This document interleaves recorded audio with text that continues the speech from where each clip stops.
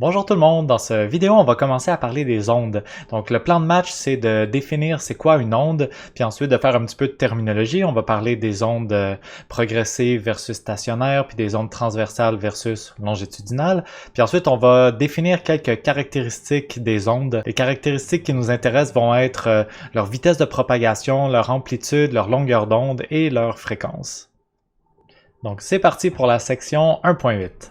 On va commencer par juste définir c'est quoi une onde. On a tous une idée un petit peu abstraite de qu'est-ce qu'une onde, mais comment on va le définir de façon assez simple? Pour qu'on puisse parler d'une onde, il faut qu'il y ait un transport d'énergie sans transport de matière. Quand on va parler d'une onde progressive, on va toujours dire qu'il va y avoir un milieu de propagation qui va être perturbé par le passage d'une onde. Exemple, quand je vous parle, quand vous êtes en train de parler avec quelqu'un, il y a une onde sonore qui est en train de se déplacer. Le son est une onde.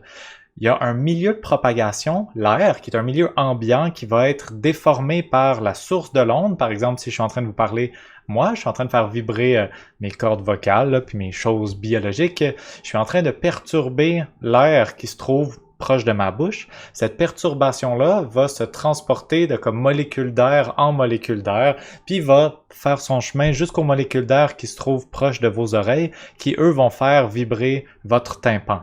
Donc quand je suis en train de vous parler, il faut que je vous transmette de l'énergie. Je dépense de l'énergie pour générer du son, puis je fais vibrer vos tympans, donc une réception d'énergie au niveau de vos tympans.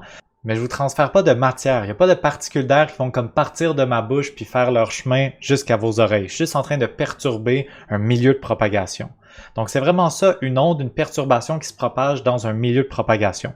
On peut penser à des vagues sur l'eau. Je fais osciller de l'eau puis la vague se propage dans l'eau qui est le milieu de propagation. Il y a plein d'autres choses qui sont des ondes. Il y a les micro-ondes qu'on utilise là, dans les fours à micro-ondes pour faire chauffer notre lunch. Est-ce que la lumière est une onde? C'est un sujet un peu épineux qu'on va débattre plus tard dans le cours. Par opposition à ça, si je prends une balle de tennis dans mes mains puis que je vous la lance sur le coco, boing, ça c'est pas une onde. Il y a un transfert d'énergie, mais il y a aussi un transfert de matière. Je vous ai carrément lancé une balle, il y a une balle qui a transporté l'énergie du point A jusqu'au point B. Maintenant, on va définir deux grandes familles d'ondes, les ondes transversales et les ondes longitudinales. Le concept est assez simple. Quand une onde est en train de se propager, elle a toujours une vitesse de propagation, donc une onde va toujours se propager dans une certaine direction. Les petites molécules qui composent le milieu de propagation, eux, ils vont pas comme suivre l'onde, ils vont juste se déplacer localement. Ils vont faire des petits mouvements, ils vont subir des petites perturbations. C'est le sens de ce petit mouvement de perturbation des molécules qui va déterminer si une onde est transversale ou longitudinale. Dans le cas d'une onde transversale, les petites particules vont avoir un mouvement d'oscillation qui est perpendiculaire à la direction de propagation de l'onde. Je vous montre un exemple d'onde transversale. Ici, on a comme un paquet de soldats qui vont produire une onde. Donc l'onde est en train de se déplacer de droite à gauche horizontalement, mais chaque soldat qui constitue le milieu de propagation est en train de se déplacer verticalement. Donc on a une onde transversale parce que les petites molécules, ici les soldats, qui font l'onde se déplacent de haut en bas quand l'onde se déplace de droite à gauche. Un exemple d'onde longitudinale, c'est la propagation du son. Je vais vous le montrer plus avec une animation ici.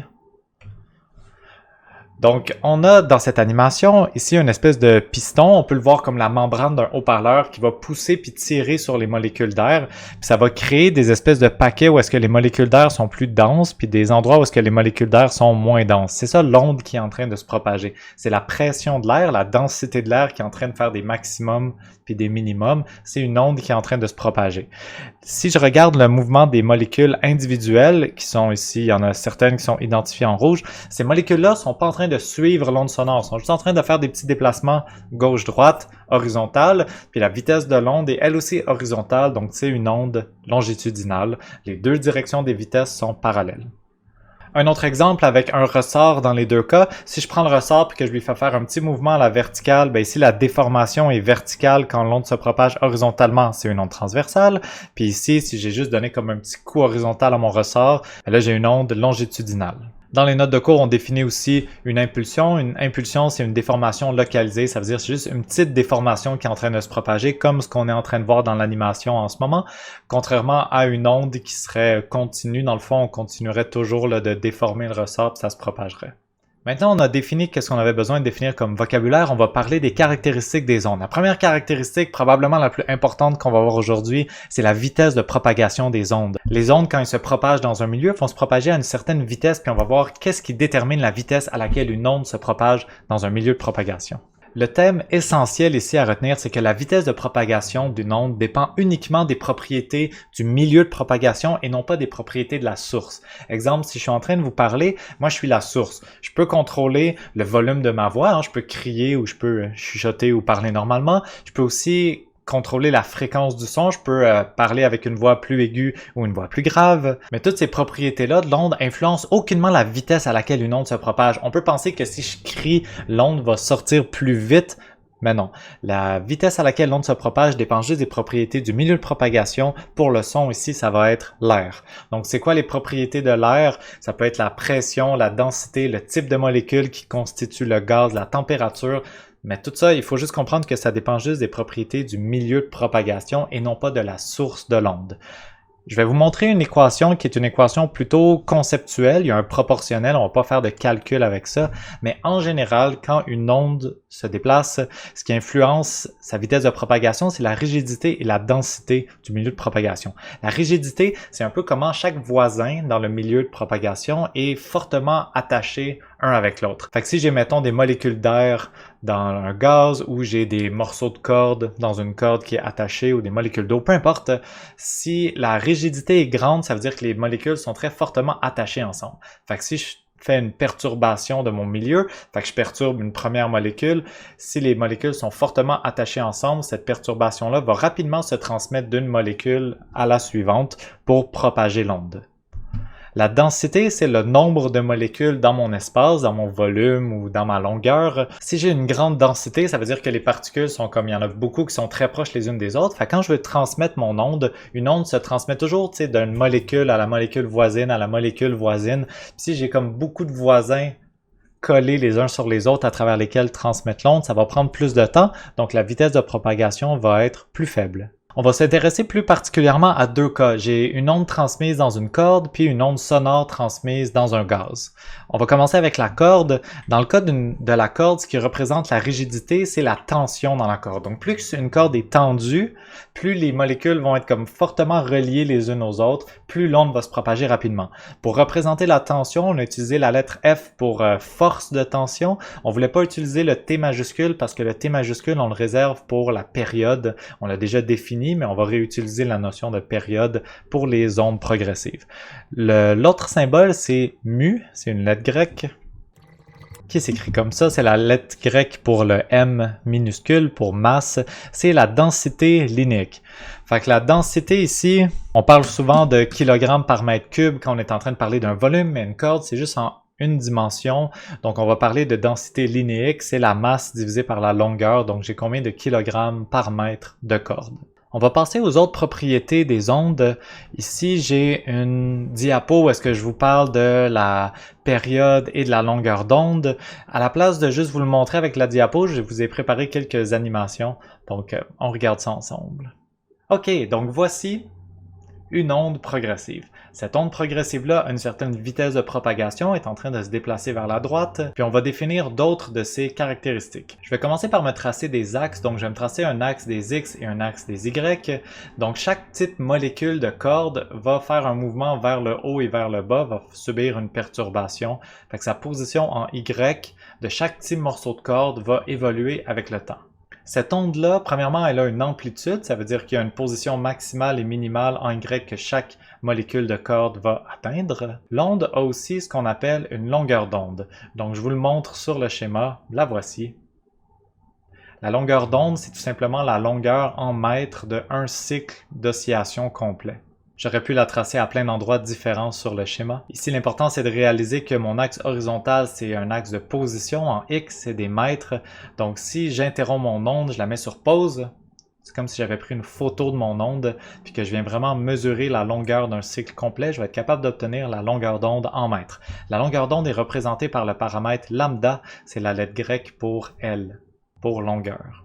Ici, j'ai une onde qui est périodique. Ça veut dire que le dessin qui fait l'onde, ici c'est une onde sinusoïdale, ce dessin-là va se répéter à plusieurs endroits sur la corde. Je vais pouvoir définir la période de l'onde. Pour avoir la période de l'onde, pour se le représenter, je peux me prendre un point sur l'onde, une position en X, puis la période, c'est le temps que ça prend pour que cette molécule spécifique-là fasse un cycle complet de son mouvement d'oscillation. Ce qui revient au même que de dire que c'est le temps que ça prend pour qu'une longueur d'onde complète traverse une position donnée en X. Je vous le montre avec l'animation pour se représenter un petit peu qu'est-ce que ça veut dire.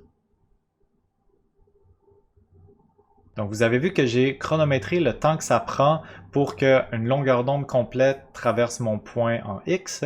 Ça, c'est la période qu'on représente encore par un T majuscule. Notez que j'aurais pu choisir mon X n'importe où sur ma corde, puis ça aurait donné toujours exactement la même période.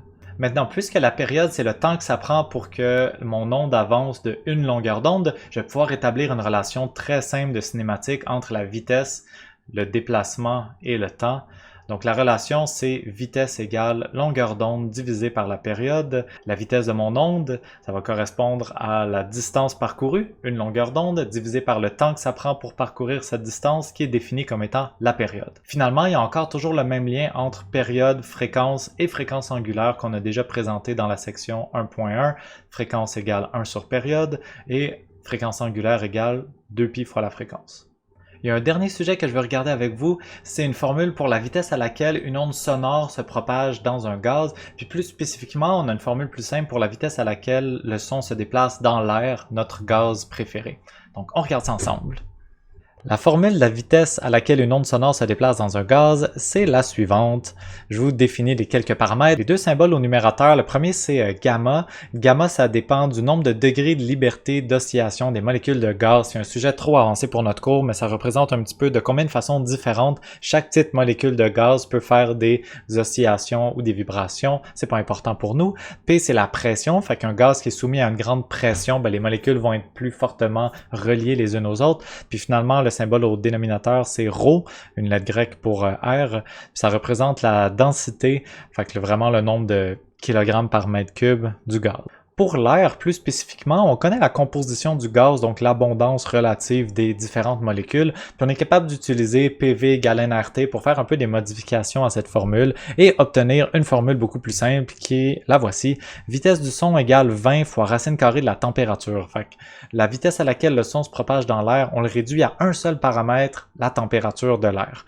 Tous les paramètres, toutes les lettres qui sont dans la parenthèse ici, c'est pas des variables, c'est des unités, c'est des mètres par seconde pour obtenir une vitesse, divisé par des racines carrées de Kelvin. Fait que les unités ici vont venir tout simplement se simplifier avec les unités de racine carrée de la température. C'est très important de toujours écrire la température en Kelvin dans cette formule-là et pas en Celsius. Parce que, pensez-y un instant, là, si on mettait la température en Celsius, si on mettait 0 Celsius dans cette température-là, la vitesse du son serait 0. Donc le son ne pourrait pas se propager dans l'air quand il fait 0 degrés Celsius. Puis vous avez déjà été dehors l'hiver, vous savez très bien que le son se propage dans l'air. Toujours mettre la température en Kelvin. Dans les exercices du Séguin, on va toujours prendre pour acquis que dehors, il fait 16 degrés Celsius. Pourquoi 16 degrés Celsius? C'est pas vraiment la température pièce, c'est juste que ça adonne qu'à 16 degrés Celsius, la vitesse du son est un beau chiffron, 340 mètres par seconde.